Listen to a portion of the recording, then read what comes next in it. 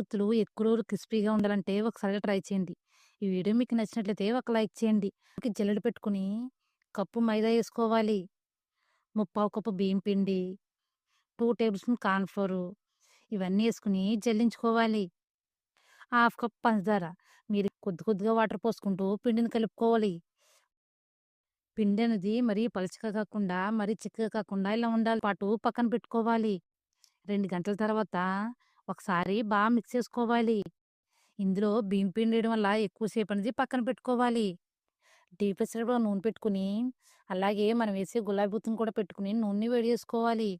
నూనె వేడైన తర్వాత మనం కలుపుకున్న పిండిలోనికి సగానం ముంచుకోవాలి. ఒక 2 నిమిషాల పాటు ఉడికించుకోవాలి. 2 నిమిషాల తర్వాత చాకుతో గాని, స్పూన్‌తో గాని డీమోల్డ్ చేసుకోవాలి. స్టవ్‌ని మీడియం లేదా సిమ్‌లో పెట్టుకొని లైట్ గోల్డెన్ బ్రౌన్ కలర్ వచ్చేంత వరకు డీప్ ఫ్రై చేసుకోవాలి.